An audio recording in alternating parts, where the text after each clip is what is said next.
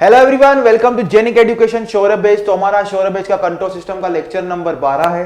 हमारा frequency domain analysis चल रहा है लास्ट 2 लेक्चर से। लास्ट लेक्चर में हमने पढ़ा था पोलर प्लॉट, लास्ट लेक्चर में हमने पढ़ा था नाइक्विस्ट प्लॉट। तो आई थिंक आप लोगों को अभी आप स्टूडेंट्स को सारा पोलर प्लॉट और नाइक्विस्ट प्लॉट का कॉन्सेप्ट क्लियर हो गया होगा। तो अभी हम आज के जो लेक्चर है इसमें हम पढ़ने वाले गेन मार्जिन और फेज मार्जिन का कॉन्सेप्ट। पहले हम पढ़ेंगे गेन मार्जिन का कॉन्सेप्ट, फिर हम देखेंगे गेन मार्जिन कैसे फाइंड करते हैं, फिर हम पढ़ेंगे फेज मार्जिन का कॉन्सेप्ट, फिर हम देखेंगे फेज मार्जिन मैथमेटिकली कैसे फाइंड करते हैं। उसके बाद में आज के सेशन में जितना भी हमने अभी तक पढ़ा है, मतलब पोलर प्लॉट, नाइक्विस्ट प्लॉट और फिर आज फेज मार्जिन और गेन मार्जिन, उसके रिलेटेड मैं आज आपको 7 प्रॉब्लम्स करवाने वाला हूं।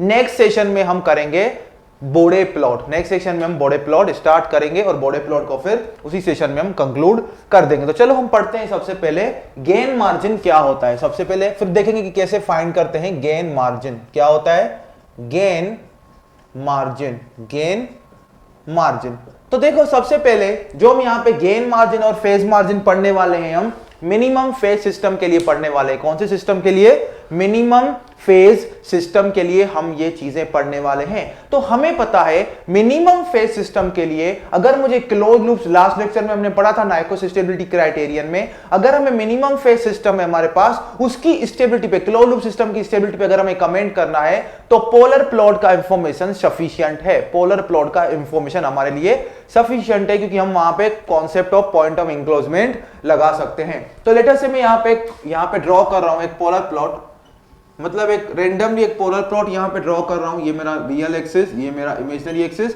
लेटर से ये है मेरा पोलर प्लॉट। ये मेरा क्या है? Polar plot for omega is equal to 0 और ये वाला पॉइंट है for omega is equal to infinity. ये देखो यहां पे ये मेरा क्या है? 0 डिग्री, ये मेरा -90 डिग्री, और ये क्या है? -180 डिग्री, और ये क्या है? -270 डिग्री। ये क्या है? -270 डिग्री। अभी देखो होगा क्या, लेटर से हम बोल रहे हैं कि ये जो पोलर प्लॉट है ये इस नेगेटिव रियल, मतलब ये क्या है? लेटर से मेरे पास एक फंक्शन है g of s into h of s, क्योंकि ओपन लूप ट्रांसफर फंक्शन का हम पोलर प्लॉट ड्रॉ करते हैं और उसकी हेल्प से हम क्लोज लूप सिस्टम की स्टेबिलिटी पे कमेंट करते हैं। लेटर से g of s into h of s का पोलर प्लॉट है। ओके, तो देखो होगा क्या, अभी ये पोलर प्लॉट किसी पर्टिकुलर पॉइंट पे, किसी पर्टिकुलर फ्रीक्वेंसी के लिए, ये सब चीजें हम पढ़ चुके हैं पोलर प्लॉट और नाइक्विस्ट प्लॉट में। किसी पर्टिकुलर फ्रीक्वेंसी पे पोलर प्लॉट क्या करेगा? नेगेटिव रियल एक्सिस को क्रॉस करेगा। जब वो नेगेटिव रियल एक्सिस को क्रॉस करता है तो वो फ्रीक्वेंसी कैसे निकालते हैं? इमेजिनरी पार्ट को 0 बना के। ये हम सारी चीजें पढ़ चुके। तो लेटर से ये इस पॉइंट पे, लेटर से ये polar plot negative real axis को इस पॉइंट पे कट कर रहा है -1/a पे, और एक करस्पॉन्डिंग फ्रीक्वेंसी हम कैसे निकालते हैं? पहले इसका रेशनलाइजेशन करते हैं, is equal to j omega रख के, फिर उसके इमेजिनरी पार्ट को क्या कर देते हैं?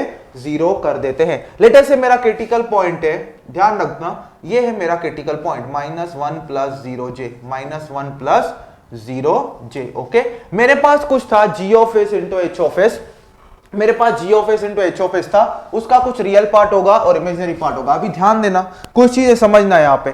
लेटर से g ऑफ s की जगह मैंने रख दिया s equal to j omega, तो g j omega h j omega, इसको हम रेशनलाइज करके कैसे लिख सकते हैं? Real part of g j omega h j omega, real part of g j omega h j omega plus j into imaginary part of g j omega H J omega, G J omega H J omega. Okay, तो यहां पे क्या है देखो, G जे omega into H जे omega, इसको मैंने rationalize करके हम कैसे लिख सकते हैं? Real part of G J omega H J omega plus J into imaginary part of G J omega H J omega, हम ऐसे लिख सकते हैं। आई इतनी बात समझ में? तो देखो होगा क्या, लेटर से पहले G of j omega into H J omega को मैंने रेशनलाइज किया, कुछ उसका रियल पार्ट मिला, कुछ उसका इमेजिनरी पार्ट हमें मिला। उसके बाद मुझे ये वाला पॉइंट फाइंड करना है, तो इस पॉइंट को फाइंड करने पहले सबसे मुझे फ्रीक्वेंसी फाइंड करनी पड़ेगी। तो जब ये polar plot negative real axis को क्रॉस करेगा, उसका इमेजिनरी पार्ट हो जाएगा 0, मुझे वो फ्रीक्वेंसी मिल जाएगी। वो फ्रीक्वेंसी में रियल पार्ट में सब्स्टिट्यूट करूंगा तो मुझे ये वाला पॉइंट मिल जाएगा, मुझे ये वाला पॉइंट मिल जाएगा। अभी मैं आपसे ये पूछ रहा हूं, अभी यहां पे क्वेश्चन अराइज होता है। ओके, क्वेश्चन अराइज ये होता है कि अगर इस ये जो g of s into h of S है, इसको मैं कौन से फैक्टर से, गेन फैक्टर से मल्टीप्लाई करूंगा ताकि ये वाला जो पॉइंट है यहां पे शिफ्ट हो जाएगा -1 प्लस 0j पे। तो देखो अगर g of j omega into h of j omega या g of s into h of s, जो कि ऑलरेडी कुछ ट्रांसफर फंक्शन था, ओपन लूप ट्रांसफर फंक्शन, अगर उसको मैं किसी एक गेन फैक्टर a से मल्टीप्लाई करूं तो उसका रियल पार्ट भी a से मल्टीप्लाई हो जाएगा, इमेजिनरी पार्ट भी a से मल्टीप्लाई हो जाएगा। ये बात आ गई समझ में? इमेजिनरी पार्ट भी a से मल्टीप्लाई हो जाएगा, रियल पार्ट भी a से मल्टीप्लाई हो जाएगा। इसका मतलब क्या है, सेम फ्रीक्वेंसी के लिए जो रियल पार्ट है -1/a उस फैक्टर से क्या हो जाएगा, a से मल्टीप्लाई हो जाएगा, a से मल्टीप्लाई हो जाएगा। इतनी बात आ गई समझ में? मैं क्या कर रहा हूं, मेरे पास g of j omega, h of j omega है, उसका कुछ रियल पार्ट है, उसका कुछ इमेजिनरी पार्ट है। अभी मैं कितना और सिस्टम में गेन ऐड कर सकता हूं, कितना सिस्टम में, मतलब मैं कौन से फैक्टर से, कौन से गेन फैक्टर से g of s into h of s को मल्टीप्लाई करूं ताकि ये वाला -1/a वाला पॉइंट कहां पे शिफ्ट हो जाए, -1 प्लस 0j पे शिफ्ट हो जाए। तो देखो अगर मैं g of j omega into h of j omega को a से मल्टीप्लाई करता हूं तो -1/a किससे मल्टीप्लाई हो जाएगा, a से मल्टीप्लाई हो जाएगा, a कट हो जाएगा तो बचेगा -1। इसका मतलब ये वाला जो पॉइंट है कहां पे शिफ्ट हो जाएगा, -1 पे शिफ्ट हो जाएगा, -1 पे क्या हो जाएगा, शिफ्ट हो जाएगा। आई बात समझ में? ये रहा मेरा ओमेगा इज इक्वल टू 0 और यही ये omega is equal to infinity. और एक बात ध्यान दो,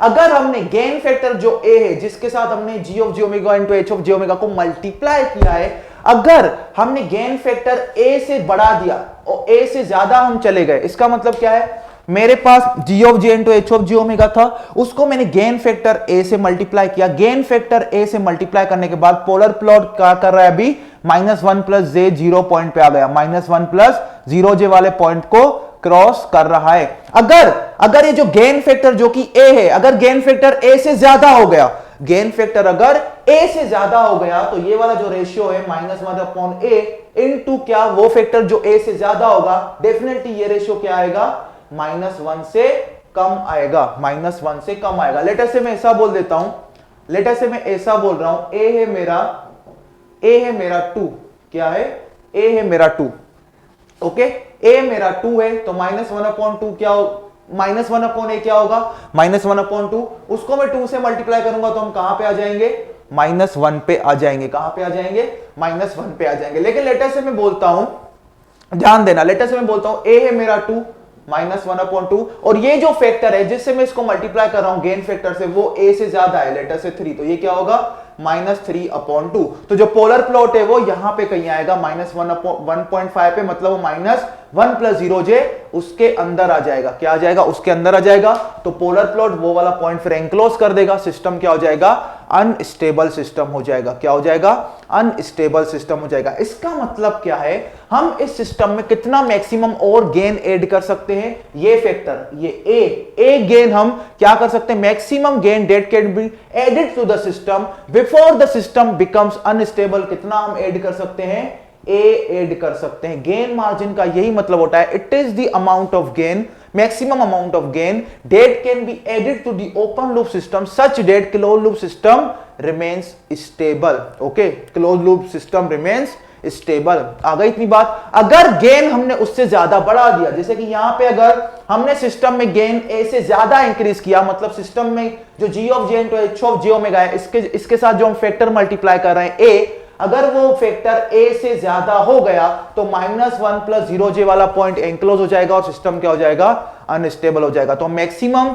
जो गेन ऐड कर सकते हैं इस सिस्टम में before the system turns to instability, कितना कर सकते हैं, a कर सकते हैं। और a को ही हम बोलते हैं गेन मार्जिन। गेन का इतना मार्जिन आपके पास अवेलेबल है, आप इतना गेन सिस्टम में ऐड कर सकते हो, इतना गेन आप सिस्टम में ऐड कर सकते हो before the system turns to instability. ये बात आ गई समझ में। तो चलो हम इसको मैथमेटिकली कैसे लिखेंगे वो समझो। मैथमेटिकली कैसे लिखेंगे समझो। सबसे पहले हम यहां पे कुछ चीजें डिफाइन करते हैं। तो यहां पे ए क्या है अपना, ए को हम बोलेंगे गेन मार्जिन। ए हमारा क्या है, गेन मार्जिन। ए क्या है, गेन मार्जिन। और अगर गेन मार्जिन डीबी में लिखना है तो कैसे लिखेंगे, डेसिबल्स में। तो कोई भी अगर नंबर डेसिबल्स में हमें कोई भी क्वांटिटी लिखनी है तो गेन मार्जिन कैसे लिखते हैं, पहले उसका लॉग लेते हैं टू द बेस 10, फिर आगे क्या 20 से मल्टीप्लाई कर देते हैं। तो ये हमारा है गेन मार्जिन। अब ये एक बात याद आती है, अगर एक बात यहां पे हमें समझनी है, वो अगर गेन मार्जिन हम g of s into H of s दिया गया है तो हम गेन मार्जिन कैसे निकालेंगे। तो यहां पे ध्यान दो, सिंपली क्या है, यहां पे कुछ चीजें आप देखो, ये जो गेन मार्जिन है वो a है, वो a क्या है, -1/a का रेसिप्रोकल।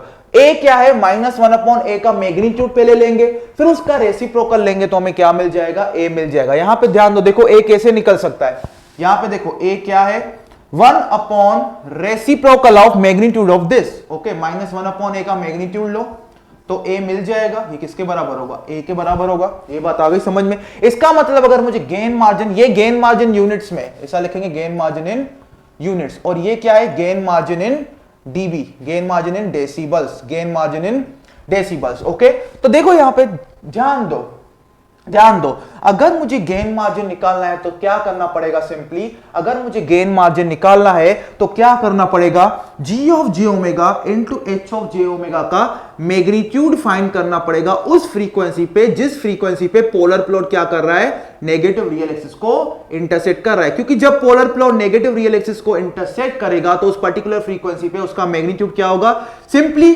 जब वो नेगेटिव रियल एक्सिस को इंटरसेक्ट करेगा उसका इमेजिनरी पार्ट होगा 0, रियल पार्ट होगा -1/a, तो उस पॉइंट पे मैग्नीट्यूड क्या होगा, सिंपली 1/a। उस मैग्नीट्यूड का जब उल्टा करेंगे तो हमें क्या मिल जाएगा, गेन मार्जिन मिल जाएगा। इसका मतलब क्या है, अगर हम g ऑफ j ओमेगा का h ऑफ j ओमेगा का इस फ्रीक्वेंसी पे मैग्नीट्यूड निकालेंगे जिस फ्रीक्वेंसी पे वो क्या कर रहा है, नेगेटिव रियल एक्सिस को क्रॉस कर रहा है, फिर उसका उल्टा इनवर्स ले लेंगे तो हमें क्या मिल जाएगा, गेन मार्जिन मिल जाएगा। ओके, गेन मार्जिन मिल जाएगा। तो सबसे पहले जो वो फ्रीक्वेंसी जिस फ्रीक्वेंसी पे polar plot negative real axis को इंटरसेक्ट कर रहा है, या जहां पे, ओके ध्यान से सुनो, वो फ्रीक्वेंसी जहां पे polar plot negative real axis को इंटरसेक्ट करता है उसको हम बोलते हैं, क्या बोलते हैं, phase crossover frequency. Okay, phase crossover frequency. तो यहां पे एक टर्म डिफाइन करेंगे हम, important term, phase crossover frequency, phase crossover frequency. It is the frequency, it is the frequency, it is the frequency at which polar plot intersects negative real axis, intersects negative real axis, negative real axis. Okay, negative real axis। ध्यान दो यहां पे phase cross, और इसको हम denote करते हैं omega PC से, किससे, ओमेगा पीसी से। तो फेज क्रॉसओवर फ्रीक्वेंसी वो फ्रीक्वेंसी होती है जिस पे उस फ्रीक्वेंसी पे पोलर प्लॉट किसको इंटरसेक्ट करता है, नेगेटिव रियल एक्सिस को इंटरसेक्ट करता है। और उसी फ्रीक्वेंसी पे, जिस फ्रीक्वेंसी पे polar plot negative real axis को इंटरसेक्ट करेगा, सेम फ्रीक्वेंसी पे जो ओपन लूप ट्रांसफर फंक्शन है उसका एंगल क्या हो जाएगा, -180 डिग्री। क्योंकि उस फ्रीक्वेंसी पे हम कहां पे होंगे, नेगेटिव रियल एक्सिस पे, और नेगेटिव रियल एक्सिस पे हम अगर हम हैं तो ओपन लूप ट्रांसफर फंक्शन का एंगल कितना हो जाएगा, -180 डिग्री। तो इस फ्रीक्वेंसी के लिए ओपन लूप ट्रांसफर फंक्शन है उसका एंगल कितना हो जाएगा, -180 डिग्री। तो इस फ्रीक्वेंसी पे जी जे ओमेगा पीसी, एच जे ओमेगा पीसी, इस फ्रीक्वेंसी पे एंगल कितना होगा, -180 डिग्री। कितना, -180 डिग्री। ओके, तो हमारा सबसे पहला देखो, अगर हमें गेन मार्जिन, गेन मार्जिन अगर फाइंड करना है तो सबसे पहला मेरा स्टेप क्या होगा, ये फ्रीक्वेंसी को निकालना, फेज क्रॉसओवर फ्रीक्वेंसी को निकालना। फेज क्रॉसओवर फ्रीक्वेंसी में कैसे फाइंड करूंगा, मुझे G of s into H of s दिया गया होगा, उसका एंगल पहले फाइंड करूंगा जो कि ओमेगा पीसी के फॉर्म में आएगा, उसको इक्वेट कर दूंगा -180 डिग्री के, उस इक्वेशन को सॉल्व करूंगा तो मुझे फेज क्रॉसओवर फ्रीक्वेंसी मिल जाएगी। फेज क्रॉसओवर फ्रीक्वेंसी एक बार मुझे मिल गई, फिर मैं क्या करूंगा, इस फ्रीक्वेंसी पे g of j omega into h of j omega का मैग्नीट्यूड फाइंड करूंगा, फिर उसका इनवर्स ले लूंगा तो मुझे गेन मार्जिन मिल जाएगा। क्या मिल जाएगा, गेन मार्जिन मिल जाएगा। तो सबसे जब भी हमें गेन मार्जिन फाइंड करना है तो पहला स्टेप क्या है, हमें क्या निकालना पड़ेगा, फेज क्रॉसओवर फ्रीक्वेंसी। फिर उस फेज क्रॉसओवर फ्रीक्वेंसी पे क्या निकालो, उस फेज क्रॉसओवर फ्रीक्वेंसी पे हम निकालेंगे मैग्नीट्यूड। क्या निकालेंगे, मैग्नीट्यूड। समझ में आ रही है इतनी बात, क्या निकालेंगे, magnitude of G J omega.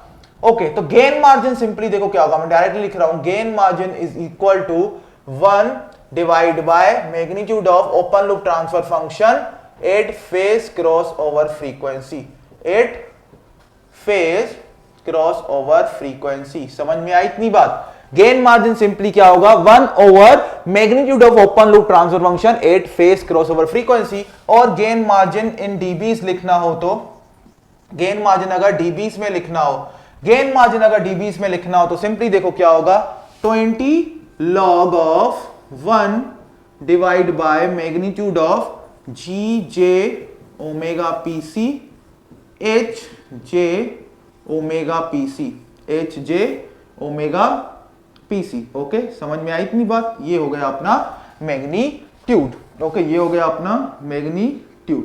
Okay, ठीक है, इतना हमें प्रोसेस पता चल गया। तो गेन मार्जिन अगर निकालना हो तो सिंपली हमें क्या करना है, सबसे पहले गेन मार्जिन अगर हमें निकालना है तो सिंपली पहले फेज क्रॉस ओवर फ्रीक्वेंसी निकालना है। फेज क्रॉस ओवर फ्रीक्वेंसी पे ओपन लूप ट्रांसफर फंक्शन का मैग्नीट्यूड निकालना है, उसका रेसिप्रोकल ले लेंगे तो हमें क्या मिल जाएगा, गेन मार्जिन इन यूनिट्स। और गेन मार्जिन इन डीबी निकालना है तो इस क्वांटिटी का 20 लॉग ले लेंगे। 20 लॉग जब लिख रहा हूं, log to the base 10, log to the base 10। इतनी बात आ गई समझ में? तो ऐसे हमें फाइंड करना है गेन मार्जिन। क्या फाइंड करना है, गेन मार्जिन। या हम गेन मार्जिन क्या है, जहां पे polar plot negative real axis को इंटरसेक्ट कर रहा है, पहले उसका मैग्नीट्यूड ले लो, फिर उसको उल्टा कर दो। पहले उस पॉइंट का मैग्नीट्यूड लो, फिर सिंपली उसको क्या कर दो, उल्टा कर दो, तो गेन मार्जिन मिल जाएगा। ये इसलिए मैं बता रहा हूं कि कोई कोई एग्जांपल ऐसा होगा जहां पे पोलर प्लॉट दिया गया होगा और पूछेगा कि गेन मार्जिन बताओ, तो उस क्वेश्चन में हम क्या करेंगे, पहले देखेंगे polar plot negative real axis को कौन सी पॉइंट पे इंटरसेक्ट कर रहा है, उस पॉइंट का मैग्नीट्यूड लेके उसका उल्टा ले लेंगे तो हमें गेन मार्जिन इन यूनिट्स मिल जाएगा। और डीबी में निकालना है तो 20 लॉग उस क्वांटिटी का हमें लेना पड़ेगा। समझ में आई इतनी बात? तो चलो, आई थिंक ये सब आइडिया क्लियर है। तो अभी हम बढ़ते हैं फेज मार्जिन की तरफ। किसकी तरफ? फेज मार्जिन की तरफ। तो ये हमारा आइडिया हो गया गेन मार्जिन का। अभी हमारा आइडिया हो गया फेज मार्जिन का। किसका आइडिया अभी हम पढ़ेंगे? फेज मार्जिन का। तो अभी यहां पे बात ये आती है कि फेज मार्जिन की जरूरत क्यों पड़ रही है, क्या गेन मार्जिन सफिशिएंट नहीं? तो देखो, गेन मार्जिन और जो फेज मार्जिन होता है ये हम यूज करते हैं रिलेटिव स्टेबिलिटी के लिए। जितना ज्यादा गेन मार्जिन और फेज मार्जिन होगा सिस्टम का, जितना हाई होगा उतना ही सिस्टम ज्यादा स्टेबल होगा, उतना रिलेटिवली क्या होगा, स्टेबल होगा। तो अगर रिलेटिव स्टेबिलिटी पे कमेंट करना है क्या फेज मार्जिन सफिशिएंट नहीं है, हमें इस पे कंक्लूजन निकालना है क्या फेज मार्जिन सफिशिएंट नहीं है, हमें दूसरे इंडाइसेस की जरूरत क्यों पड़ रही है। तो यहां पे देखो, एग्जांपल देखो, यहां पे ध्यान दो। देखो, लेट अस से मेरे पास ये एक सिस्टम है, ये पॉइंट है -1 + 0j वाला। एक दूसरा सिस्टम है, लेकिन वो कुछ इस टाइप का है, ओके। अभी ये है सिस्टम 1 और ये है सिस्टम 2। अगर देखोगे दोनों का गेन मार्जिन सेम है, क्योंकि दोनों सेम पॉइंट पे नेगेटिव रियल एक्सिस को इंटरसेक्ट कर रहे हैं। उसका मैग्नीट्यूड लेके उसका इनवर्स ले लेंगे, उसका रेसिप्रोकल ले लेंगे तो हमें क्या मिल जाएगा, गेन मार्जिन मिल जाएगा। तो गेन मार्जिन वाइज देखोगे तो दोनों का गेन मार्जिन सेम है। लेकिन अगर गेन मार्जिन दोनों का सेम है तो हम क्या बोलेंगे, दोनों सिस्टम रिलेटिव स्टेबिलिटी दोनों की सेम है। लेकिन ऐसा नहीं है। क्यों? क्योंकि सिस्टम 2 देखो -1 + 0j के करीब है। अगर सिस्टम 2 में गेन अगर हमने गेन मार्जिन से थोड़ा ज्यादा बढ़ा दिया, तो इस सिस्टम का ज्यादा चांस है कि ये इस पॉइंट को क्या करेगा, इंक्लोज करेगा compare to this point. Even though दोनों का गेन मार्जिन क्या है, सेम है। तो सिर्फ गेन मार्जिन से हम कंक्लूड नहीं कर सकते कि इन दोनों में से कौन सा सिस्टम रिलेटिवली ज्यादा स्टेबल है। हमें गेन मार्जिन तो सेम आ रहा है दोनों का, तो क्या दोनों सिस्टम की रिलेटिव स्टेबिलिटी सेम है? मतलब हम कंपेयर ही नहीं कर पा रहे कि सिस्टम 1 सिस्टम 2 से ज्यादा स्टेबल है। इसका मतलब क्या है, इस केस में हमें साफ साफ दिख रहा है कि सिस्टम 2 जल्दी अनस्टेबल हो सकता है कंपेयर टू सिस्टम 1, लेकिन दोनों का गेन मार्जिन सेम आ रहा है। तो गेन मार्जिन के इंडाइसेस से हम हम कंक्लूजन नहीं निकाल पा रहे हैं कि सिस्टम 1 रिलेटिवली मोर स्टेबल है या सिस्टम 2 रिलेटिवली मोर स्टेबल है, जबकि system 1 is relatively more stable then system 2। तो उसके लिए हम आगे जाते हैं फेज मार्जिन पे। किस में जाते हैं? फेज मार्जिन में, ओके। तो अभी हम कॉन्सेप्ट पढ़ेंगे फेज मार्जिन का। किसका? फेज मार्जिन का, ओके। तो अभी हम पढ़ने वाले हैं फेज मार्जिन। क्या पढ़ेंगे हम? Phase margin. तो देखो जैसे कि गेन मार्जिन था, गेन मार्जिन क्या था, it is the amount of gain that can be added to the system before the system turns to instability. Similarly gain phase margin का भी सेम कॉन्सेप्ट है, वहां पे गेन था, यहां पे फेज आएगा। It is the amount of phase that can be added to the system before the system turns to instability. ये बात आ गई समझ में। तो फेज मार्जिन का मतलब क्या है, it is the amount of the phase that can be added to the system before the system turns to instability. और फेज मार्जिन हम कैसे निकालते हैं, मैं यहां पे डायरेक्टली बता रहा हूं। फेज मार्जिन हम निकालते हैं is equal to 180 degree plus angle of G J omega G C, G H J omega G C. Okay, तो देखो यहां पे ध्यान देना, इसमें भी थोड़ा आपको ग्राफिकली समझाता हूं, क्योंकि ईएसी में कुछ क्वेश्चन ग्राफिकली भी पूछे गए हैं। तो यहां पे समझना चीजें, फिर मैं ये सब बताऊंगा जीसी क्या होता है, वो सब क्या होता है। जैसे वहां पे पीसी था फेज क्रॉसओवर फ्रीक्वेंसी, यहां पे जीसी होता है गेन क्रॉसओवर फ्रीक्वेंसी। तो देखो जब हमने गेन मार्जिन जब पढ़ा था, तो गेन मार्जिन में क्या होता है, it is the amount of gain that can be added to the system before the system turns to instability। वहां पे एक बात ध्यान रखना, जब हम सिस्टम में गेन ऐड कर रहे हैं, तो जब सिस्टम में हम गेन ऐड कर रहे हैं, तो सिस्टम से गेन ऐड करने से पहले और सिस्टम में गेन ऐड करने के बाद एंगल चेंज नहीं हुआ, एंगल हमेशा क्या रहेगा, -180 डिग्री। एंगल क्या रहेगा, -180 डिग्री। सिमिलरली यहां पे भी देखो, यहां पे भी कुछ हम कंक्लूजन निकालेंगे। देखो लेटस से ये है यहां पे मेरा कॉम्प्लेक्स प्लेन सिग्मा जे ओमेगा, ये क्या है, सिग्मा ये जे ओमेगा। यहां पे ध्यान दो, अभी यहां पे ध्यान दो, मैं कुछ चीजें इंपॉर्टेंट चीजें बताने वाला हूं। लेटस से ये पोलर प्लॉट है, किसी फंक्शन का, और यहां पे मैं एक यूनिट सर्कल ड्रॉ कर रहा हूं।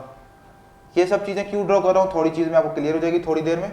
ये है यूनिट सर्कल, तो ये वाला पॉइंट क्या होगा, -1 + 0j। और यहां से मैं एक लाइन ड्रॉ कर रहा हूं, देखना सारी चीजें देखना, ये क्या है अल्फा, ये क्या है अल्फा। ओके, ये क्या है अल्फा। तो देखो फेज मार्जिन का देखो सिंपली यहां पे देखो क्या हो रहा है। एक चीज आप याद रखो, ये जो पोलर प्लॉट है, ध्यान देना, ये पोलर प्लॉट है, ये हमेशा ये यूनिट सर्कल है, ये यूनिट सर्कल है, मतलब पोलर प्लॉट, जब भी पोलर प्लॉट का पॉइंट इस यूनिट सर्कल पे आएगा, तो उस फ्रीक्वेंसी पे g of j into h of j omega का मैग्नीट्यूड हमेशा क्या होगा, 1 होगा, क्योंकि हम कहां पे होंगे, यूनिट सर्कल पे होंगे। हम कहां पे होंगे, यूनिट सर्कल पे होंगे। इसका मतलब क्या है, जो यहां पे देखो ये जो एंगल है अल्फा, यहां पे लाइन रेफरेंस के लिए यहां पे मैंने ड्रॉ किया है, एंगल जो यहां पे अल्फा है, अगर मैं उसको बढ़ाता जाऊंगा, उसको कम करता जाऊंगा, मतलब लेटस से ये जो लाइन है इसको मैं यहां पे घुमाता जाऊं, यहां पे ध्यान देना, अभी यहां पे कुछ चीजें ध्यान देना, ये जो लाइन है इसको अगर मैं ऊपर करता जाऊं मतलब -180 डिग्री वाले एक्सिस की तरफ अगर बढ़ाता जाऊं, तो मेरा पोलर प्लॉट भी क्या होता जाएगा, ऊपर शिफ्ट होता जाएगा, ऊपर शिफ्ट होता जाएगा, ऊपर शिफ्ट हो जाएगा, ऊपर शिफ्ट होता जाएगा। और ध्यान दो, अगर ये वाला जो लाइन है, मैं लाइन का यहां पे कलर चेंज कर देता हूं, इसको मैं यहां पे ब्लू बना देता हूं। ओके, इसको मैं यहां पे ब्लू बना देता हूं, तो यहां पे देखो ब्लू बना देता हूं, तो यहां पे दोनों ऊपर एक साथ चलेंगे। मैं ब्लू वाले को ऊपर मूव करूंगा तो पोलर प्लॉट भी ऊपर मूव होता जाएगा। तो जैसे जैसे ब्लू वाले को ऊपर मूव करता जाऊंगा, जैसे ही याद रखना, जैसे ही ब्लू वाली लाइन अल्फा, लेटर से यहां पे अल्फा है मेरे पास, मार्जिन है 20 डिग्री, मैं ऊपर करता जाऊंगा ब्लू वाली लाइन को, अल्फा कम होता जाएगा। लेकिन याद रखना, हम जब भी मूव हो रहे हैं तो यूनिट सर्कल पे ही है, हम यूनिट सर्कल पे ही मूव होते ब्लू वाला लाइन आ जाएगा, कहां पे, ब्लू वाला लाइन आ जाएगा यहां पे, इस पॉइंट पे मूव होते ब्लू वाला लाइन आ जाएगा इस पॉइंट पे, -1 + 0j पे। लाइन ब्लू वाला लाइन क्या हो जाएगा, इसके साथ मर्ज हो जाएगा नेगेटिव रियल एक्सिस के साथ। और क्योंकि पोलर प्लॉट भी इसके साथ मूव हो रहा था, तो पोलर प्लॉट कुछ ऐसा हो जाएगा, पोलर प्लॉट कुछ ऐसा हो जाएगा, पोलर प्लॉट कुछ ऐसा हो जाएगा। इतनी बात आ गई समझ में। इसका मतलब क्या है, ये इतना फेज मार्जिन मुझे है, इतना फेज में सिस्टम में ऐड कर सकता हूं before the system turns to instability. यहां पे पोलर प्लॉट, यहां पे मैं अल्फा जितना फेज ऐड कर सकता हूं ओपन लूप ट्रांसफर फंक्शन में, so that close loop system remains unstable. जैसे ही ब्लू वाला लाइन थोड़ा और ऊपर गया, ये जो पोलर प्लॉट है वो भी -1 + 0 JK कहां चला जाएगा, लेफ्ट हैंड साइड में चला जाएगा, और ये पोलर प्लॉट -1 + 0 J को क्या कर देगा, एनक्लोज कर देगा। क्या कर देगा, एनक्लोज कर देगा, और हमारा सिस्टम क्या हो जाएगा, अनस्टेबल सिस्टम हो जाएगा। क्या हो जाएगा, अनस्टेबल सिस्टम हो जाएगा। तो ये मेरा जो अल्फा है ये फेज मार्जिन है। अल्फा क्या है, फेज मार्जिन है। तो फेज मार्जिन का मतलब क्या होता है, it is the amount of phase that can be added to the system before the system turns to instability, before the system turns to instability. और दूसरी बात हमें ये याद रखनी है, जब ये फेज हम सिस्टम में ऐड कर रहे हैं, इतना हम सिस्टम में फेज ऐड कर रहे हैं, तो एक कंडीशन यहां पे हमेशा सेटिस्फाई होगी, फेज ऐड करो, लेकिन जो ओपन लूप ट्रांसफर फंक्शन है जो कि पोलर प्लॉट है, उसका मैग्नीट्यूड हमेशा क्या रहेगा, 1 रहेगा। किसी भी फ्रीक्वेंसी के लिए, उस फ्रीक्वेंसी के लिए क्या रहेगा, 1 रहेगा। ओके, तो यहां पे देखो, जब हम फेज गेन मार्जिन की बात कर रहे थे, तो गेन मार्जिन में हमारा क्या था, गेन मार्जिन में एक कंडीशन थी, हम गेन सिस्टम में ऐड कर रहे थे, कौन से एंगल पे, जब -180 डिग्री पे। यहां पे फेज ऐड कर रहे हैं, यहां पे फेज ऐड कर रहे हैं सिस्टम में ओपन लूप ट्रांसफर फंक्शन में, लेकिन ओपन लूप ट्रांसफर फंक्शन में जब फेज ऐड कर रहे हैं तब उसका मैग्नीट्यूड क्या है, 1 है। तब उसका मैग्नीट्यूड क्या है, 1 है। ओके, तब उसका मैग्नीट्यूड क्या है, मैं फिर से रिपीट कर रहा हूं, 1 है। तो ऐसी कौन सी, इस फ्रीक्वेंसी को एक स्पेशल नाम दिया गया है, जैसे वो गेन मार्जिन के केस में जैसे फ्रीक्वेंसी थी, स्पेशल फ्रीक्वेंसी, जिस फ्रीक्वेंसी पे ओपन लूप ट्रांसफर फंक्शन का एंगल कितना था, -180 डिग्री। सेम वे में यहां पे इस फ्रीक्वेंसी को बोला जाता है गेन क्रॉस ओवर फ्रीक्वेंसी। ये वो फ्रीक्वेंसी है जहां पे ओपन लूप ट्रांसफर फंक्शन का मैग्नीट्यूड क्या होगा, 1 होगा। क्या होगा, 1 होगा। ओके, तो यहां पे हम डिफाइन करेंगे gain cross over frequency, gain cross over, gain gross नहीं, gain cross over frequency, gain cross over frequency. Okay, gain cross over frequency, it is the frequency, it is the frequency at which magnitude of open loop transfer function is unity. Open loop transfer function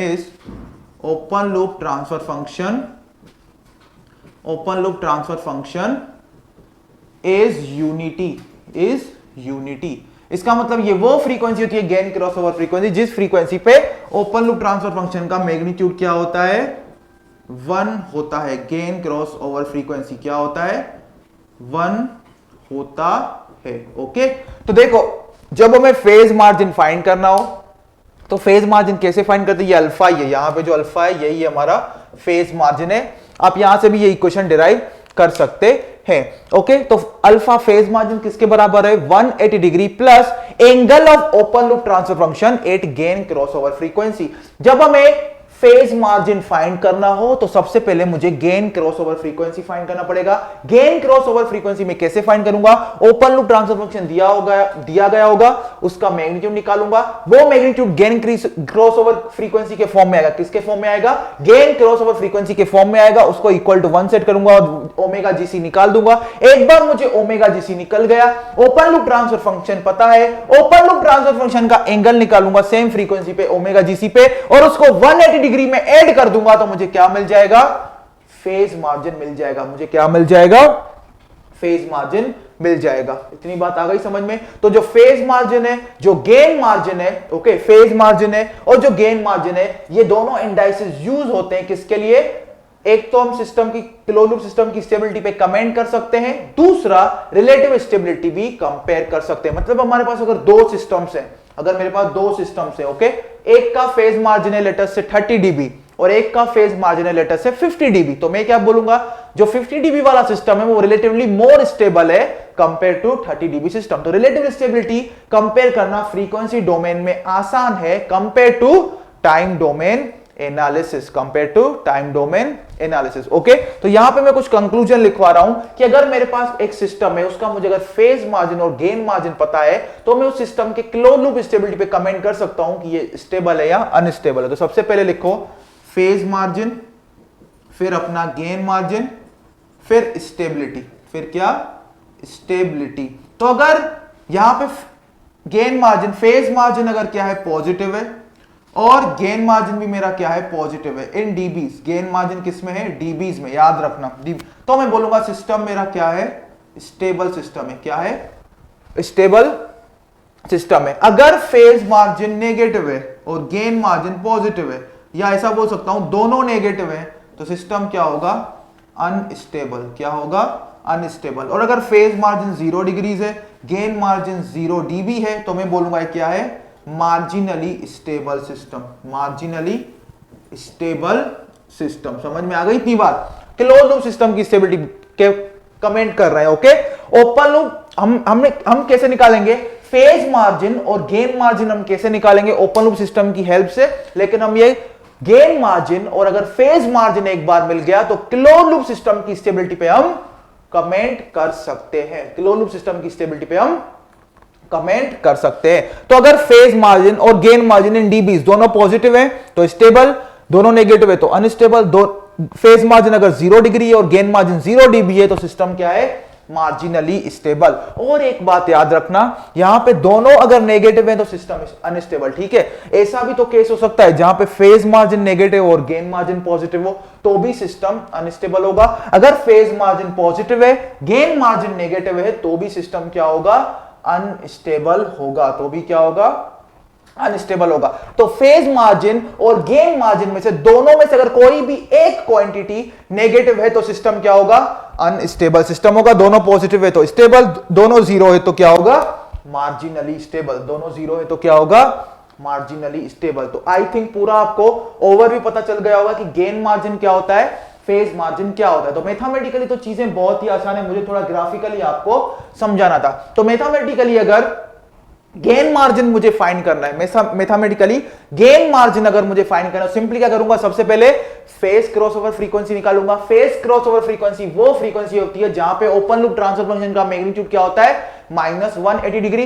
phase crossover frequency मिल गया तो same frequency पे open loop transfer function का magnitude निकालूंगा, उसका reciprocal ले लूंगा तो मुझे गेन मार्जिन इन यूनिट्स मिल जाएगा। और डीबी में निकालना है तो क्या लूंगा, 20 log of 1 upon magnitude of open loop transfer function at phase crossover frequency. और अगर फेज मार्जिन निकालना है तो सबसे पहले क्या करूंगा, गेन क्रॉसओवर फ्रीक्वेंसी फाइंड करूंगा। गेन क्रॉसओवर फ्रीक्वेंसी वो फ्रीक्वेंसी होती है जहां पे ओपन लूप ट्रांसफर फंक्शन का मैग्नीट्यूड क्या होता है, यूनिटी 1। तो इसी क्वेश्चन से ओमेगा जीसी निकालूंगा, फिर ओपन लूप ट्रांसफर फंक्शन का एंगल निकालूंगा एट ओमेगा जीसी, उसको 180 डिग्री में ऐड कर दूंगा तो मुझे क्या मिल जाएगा, फेज मार्जिन मिल जाएगा। मुझे क्या मिल जाएगा, फेज मार्जिन मिल जाएगा। इतनी बात आ गई समझ में, इतना आपको आइडिया आ गया, इतना क्लियर हो गया सब। तो चलो आगे हम बढ़ते हैं। अभी हम कुछ क्वेश्चंस देखेंगे, अभी हम कुछ क्वेश्चन देखते हैं। जितना हमने अभी तक पढ़ा है उसके रिलेटेड हम अभी क्वेश्चंस देखने वाले हैं, उसके रिलेटेड हम क्वेश्चंस देखने वाले हैं। तो चलिए हम देखते हैं क्वेश्चंस उसके रिलेटेड क्या क्या यहाँ पे चीजें हैं, यहाँ पे क्या क्या चीजें हैं वो हम देखते हैं। तो क्वेश्चन हम पहला क्वेश्चन यहाँ पे देखते हैं। पहला क्वेश्चन दिखा दो, क्वेश्चन 1। तो क्वेश्चन 1 आपको नीचे दिख रहा होगा। क्वेश्चन 1 में देखो क्या बोला है, the polar plot of g of s is equal to 10 divide by s into s plus 1 square intercepts real axis at omega is equal to omega naught, then the real part and omega naught are respectively. तो देखो जब polar plot real axis को intersect करता है, जब polar plot real axis को, यहां पे देखो एक बात यहां पे ध्यान रखो, यहां पे रियल एक्सिस बोला है, ऐसा नहीं बोला है नेगेटिव रियल एक्सिस। लेकिन जो 4 ऑप्शंस हैं उसमें से हमें 4 ऑप्शन में रियल पार्ट नेगेटिव दिया गया है, इसका मतलब ये नेगेटिव रियल एक्सिस की बात कर रहा है। तो यहां पे देखो क्या इंफॉर्मेशन है, यहां पे बोला गया है कि polar plot negative real axis को कौन सी फ्रीक्वेंसी पे इंटरसेक्ट कर रहा है और उस फ्रीक्वेंसी पे रियल पार्ट क्या होगा, उस फ्रीक्वेंसी पे उसका रियल पार्ट क्या होगा। समझ में आई इतनी बात। चलो देखते हैं इसको कैसे प्रॉब्लम को सॉल्व करना है। तो ये जो हमने गेन मार्जिन का कॉन्सेप्ट पढ़ा उससे हम इस क्वेश्चन को सॉल्व कर सकते हैं, क्योंकि जब polar plot negative real axis को कौन सी फ्रीक्वेंसी पे इंटरसेक्ट करता है, कौन सी फ्रीक्वेंसी पे, फेज क्रॉस ओवर फ्रीक्वेंसी पे। तो पहला क्वेश्चन यहां पे क्या है, फेज क्रॉस ओवर फ्रीक्वेंसी पूछा है। यहां पे क्या पूछा है, फेज क्रॉस ओवर फ्रीक्वेंसी। और अगर सेम फ्रीक्वेंसी पे सेम फ्रीक्वेंसी पे देखो, उसी फ्रीक्वेंसी के लिए उसका पोलर प्लॉट जो फंक्शन दिया गया है, इसका इमेजिनरी पार्ट हो जाएगा 0, बाकी बचेगा रियल पार्ट। जो रियल पार्ट आ रहा था -1/a, उसका मतलब उस फ्रीक्वेंसी पे अगर हम g ऑफ s का मैग्नीट्यूड निकालेंगे तो वो क्या होगा 1/a, और उसके आगे लगा देंगे नेगेटिव साइन, तो हमें इंटरसेक्शन वाला पॉइंट मिल जाएगा -1/a। चलो हम इस क्वेश्चन को सॉल्व करते हैं। Question number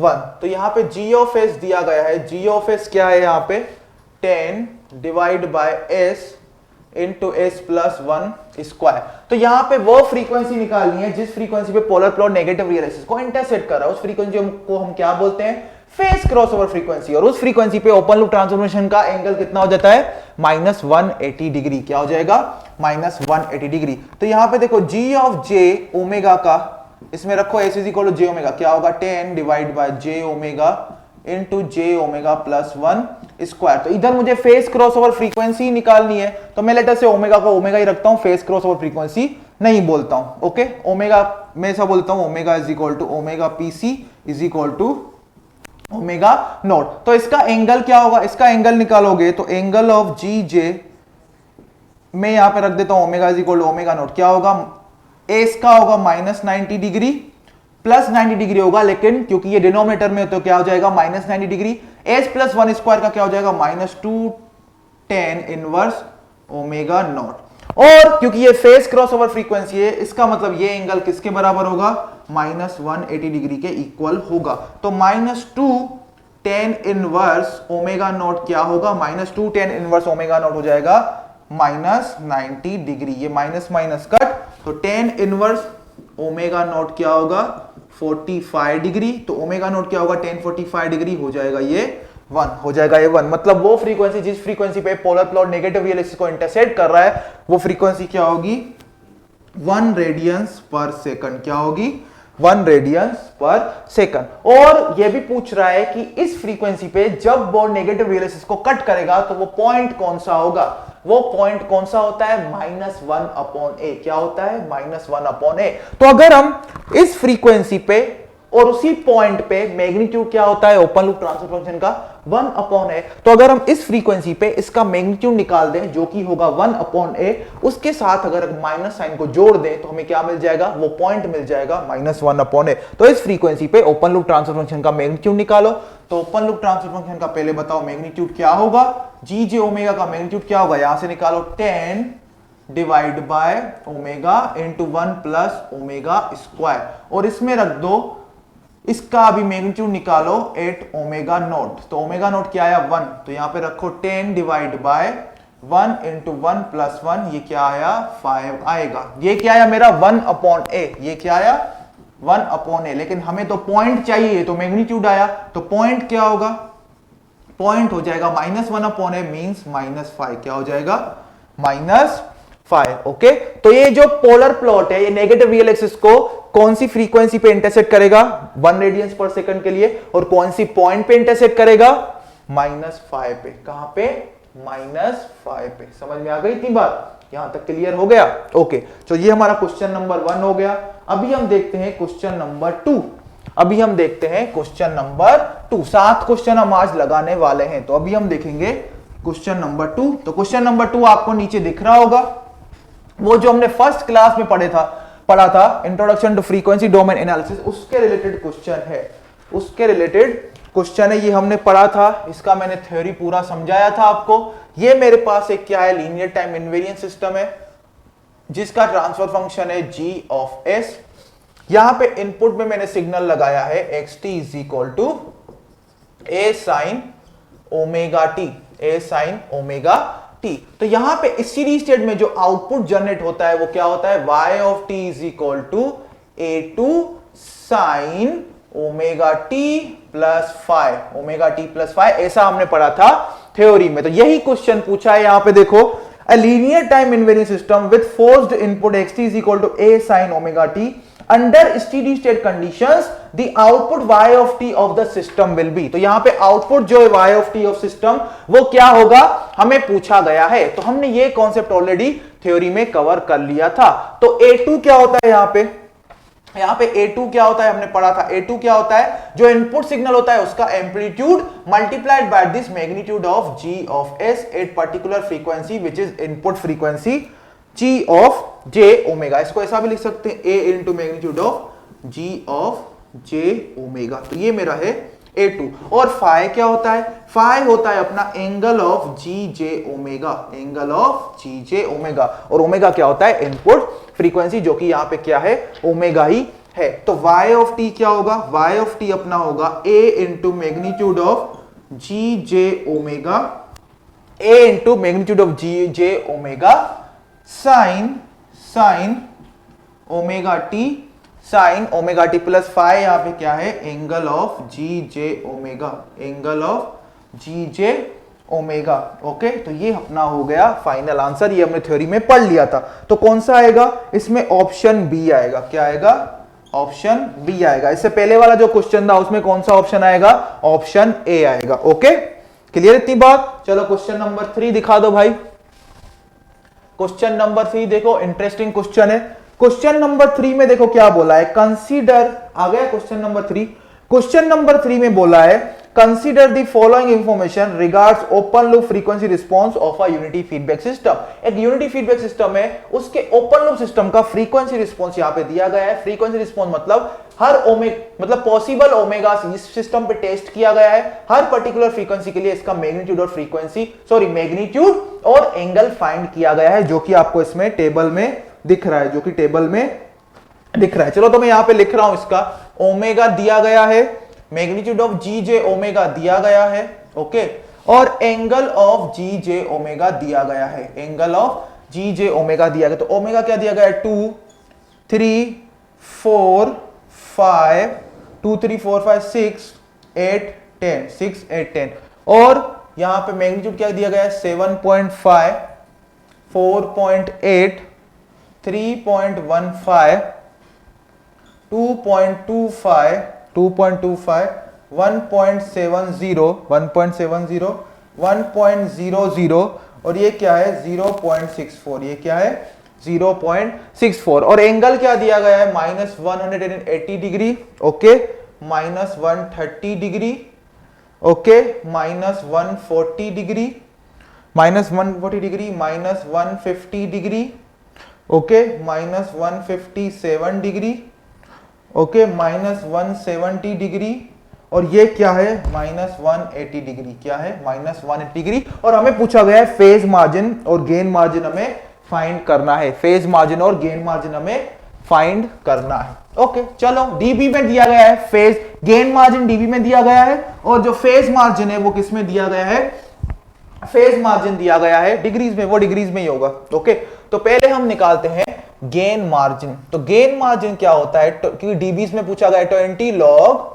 20 log into 1 over magnitude of open loop transfer function at phase cross over frequency, at phase cross over frequency. Okay, चलो फाइंड करते हैं हम। तो हमारा पहला टारगेट क्या होगा, हमारा पहला टारगेट होगा इस मैग्नीट्यूड को फाइंड करना at phase cross over frequency. तो ये टेबल में से कैसे फाइंड करेंगे वो हम समझेंगे। तो देखो, फेज क्रॉस ओवर फ्रीक्वेंसी वो फ्रीक्वेंसी होती है जिस फ्रीक्वेंसी पे ओपन लूप ट्रांसफर फंक्शन, यहां पे क्योंकि ये यूनिटी फीडबैक सिस्टम है इसलिए H of j omega PC क्या होगा, 1 होगा, इसलिए सिर्फ जी ऑफ जे ओमेगा इसने लिखा है। ओके, कोई दिक्कत की बात नहीं है। मैं भी यहां से इसको मिटा देता हूं एच को, ताकि आपको कंफ्यूजन ना हो, ताकि आपको कोई भी यहां पे कंफ्यूजन ना हो, क्योंकि यूनिटी फीडबैक सिस्टम है इसलिए हमारा H of j omega PC हमेशा 1 ही होगा।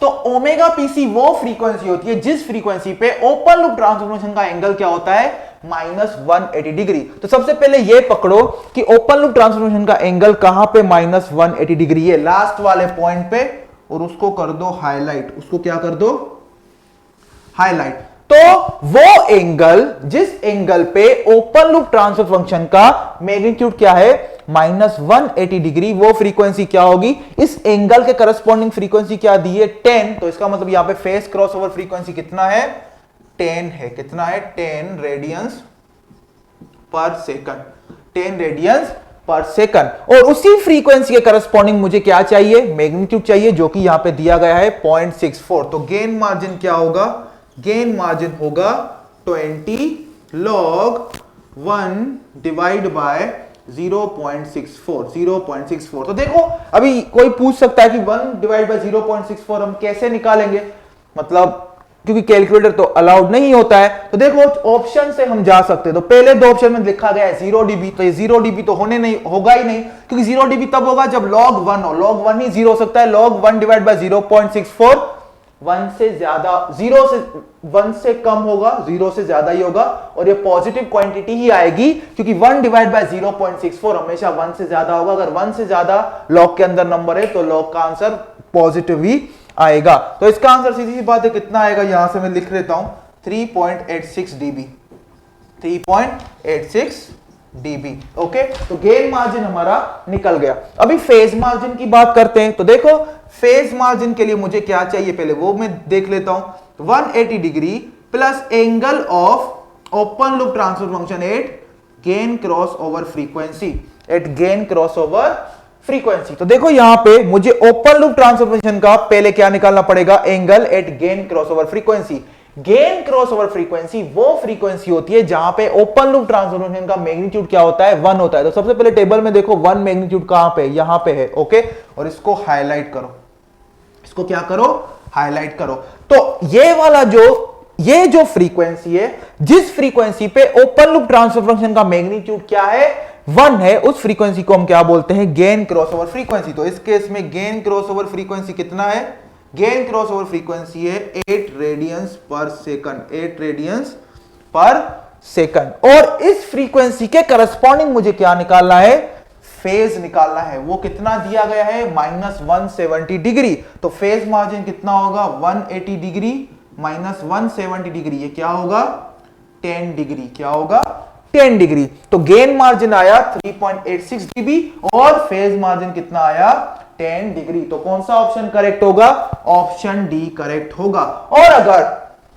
और अगर देखो, अगर हमें ये नहीं पूछता, हमें सिर्फ ऐसा बोला गया होता, एक मिनिमम फेज सिस्टम है जिसका आपको फ्रीक्वेंसी डेटा, यहां पे फ्रीक्वेंसी डोमेन एनालिसिस डेटा दिया गया है, इसकी स्टेबिलिटी पे कमेंट करो। तो कैसे करोगे, गेन मार्जिन निकालोगे, फेज मार्जिन निकालोगे। देखो गेन मार्जिन भी पॉजिटिव आया, फेज मार्जिन भी पॉजिटिव आया। इसका मतलब क्या है, ये जो यूनिटी फीडबैक सिस्टम है ये क्लोज लूप स्टेबल सिस्टम है। क्या है, क्लोज लूप स्टेबल सिस्टम है, क्योंकि इसका गेन मार्जिन और फेज मार्जिन दोनों क्या है, पॉजिटिव है। दोनों क्या है, पॉजिटिव है। आई बात समझ में। चलो क्वेश्चन नंबर 3 हो गया। अभी बढ़ते हैं क्वेश्चन नंबर 4 की तरफ। क्वेश्चन नंबर 4 हम देख लेते हैं। अभी क्वेश्चन नंबर 4 अभी हम देखते हैं। क्वेश्चन नंबर 4 चलो मैं यहां पे देखता हूं। क्वेश्चन नंबर 4 में एक ओपन लूप ट्रांसफर फंक्शन दिया गया है और पूछा है कि इसका वैलिड पोलर प्लॉट क्या होगा। तो ये मैं आपको दे रहा हूं होमवर्क में। क्वेश्चन नंबर 4 होमवर्क में दे दो और इसका कमेंट करना जरूर आंसर कि क्वेश्चन नंबर 4 का आंसर क्या है, ताकि मुझे पता चले कि आप लोग पूरा लेक्चर देख भी रहे हो या नहीं देख रहे हो। इसलिए मैं होमवर्क में दे रहा हूं क्वेश्चन नंबर 4 होमवर्क में। क्वेश्चन नंबर 5 भी होमवर्क में। क्वेश्चन नंबर 5 और 4 का आंसर कमेंट जरूर करना। ओके, फिर कितना बचता है, क्वेश्चन नंबर 6 बचा है यहाँ पे, और क्वेश्चन नंबर 8 वो मैं यहाँ पे करवा रहा हूं। क्वेश्चन नंबर 4 और क्वेश्चन नंबर 5 दोनों होमवर्क में करने हैं, दोनों होमवर्क में करना है। तो चलो क्वेश्चन नंबर 6 डिस्प्ले कर दो। ओके, क्वेश्चन नंबर 5 भी उनको दिखा दो। मैं यहां पे लिख रहा हूं क्वेश्चन नंबर 6। क्या लिख रहा हूं, क्वेश्चन नंबर 6। क्वेश्चन नंबर 6 आपको थोड़ी देर में नीचे दिखेगा। उसमें बोला गया है the polar plot of the open loop transfer function of a feedback control system intersects the real axis at -2, intersects the real axis at -2. The gain margin of the system is, the gain margin of the system is.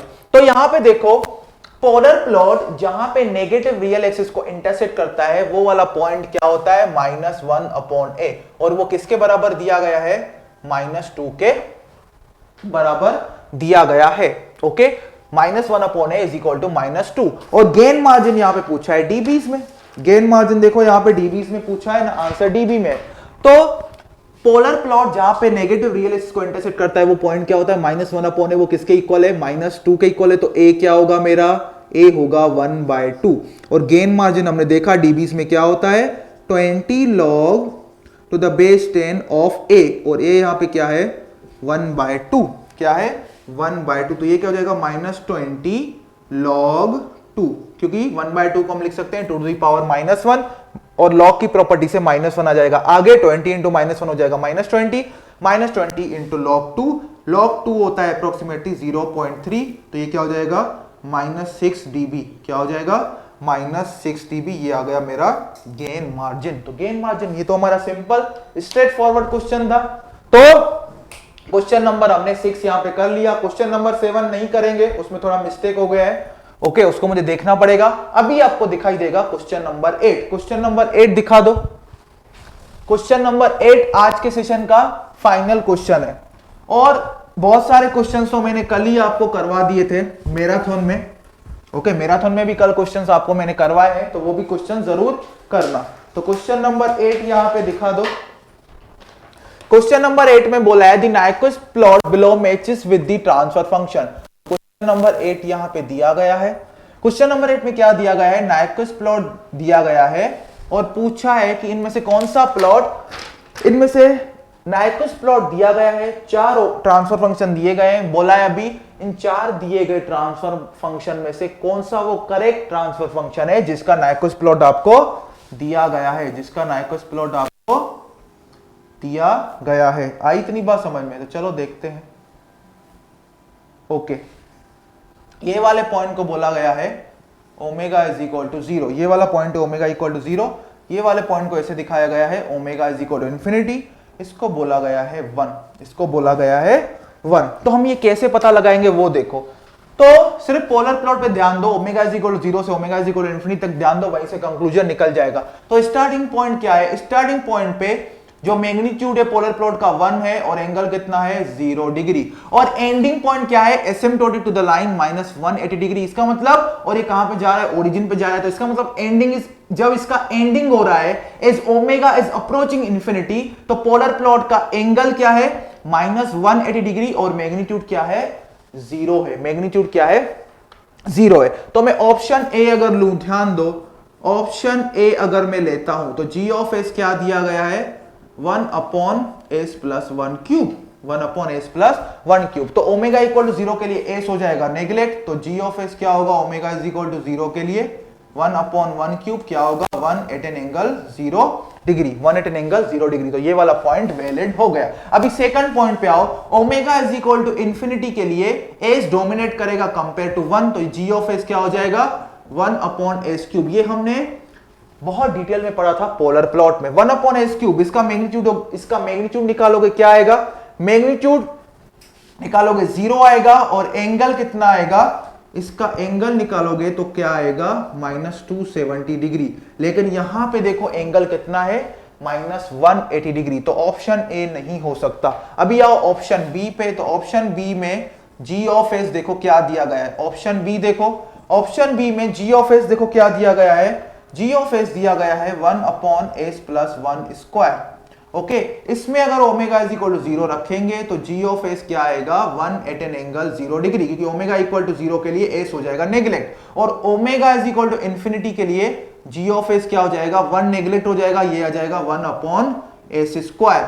1/s square का magnitude for omega is equal to infinity हम polar plot की class में पढ़ चुके हैं, कितना होता है 0, और एंगल कितना होता है, एंगल होता है -180 डिग्रीज। कितना होता है -180 डिग्रीज। इसका मतलब दोनों कंडीशंस यहां पे सेटिस्फाई हो रही है। इसका मतलब ऑप्शन बी क्या होगा हमारा करेक्ट होगा। बाकी के दो ऑप्शंस को भी आप चेक कर सकते हो, दोनों ऑप्शंस करेक्ट नहीं होंगे, क्योंकि सीधी सी बात है एमसीक्यू है कि ऑप्शन करेक्ट होगा। तो ऐसे आपको चेक करना है, जब भी पोलर प्लॉट के रिलेटेड क्वेश्चन पूछा गया हो तो सबसे पहला स्टेप यही होगा, स्टार्टिंग और एंडिंग पॉइंट को चेक करो। स्टार्टिंग और एंडिंग पॉइंट से ही मैक्सिमम पॉसिबल क्वेश्चंस ईएसी में आपके सॉल्व हो जाएंगे। पूरा पोलर प्लॉट डिराइव करने की जरूरत नहीं है। नहीं तो स्टूडेंट्स यहां पे क्या करेंगे, स्टूडेंट ऐसा करेंगे एक एक पोलर प्लॉट का सारा सिंप्लीफिकेशन करेंगे, स्टार्टिंग पॉइंट भी निकालेंगे, एंडिंग पॉइंट भी निकालेंगे, फिर intersection with real axis and imaginary axis भी निकालेंगे। वो सब चीजें हमें नहीं करनी है। ईएससी में मोस्टली क्वेश्चंस में स्टार्टिंग और एंडिंग पॉइंट से ही इस टाइप के क्वेश्चंस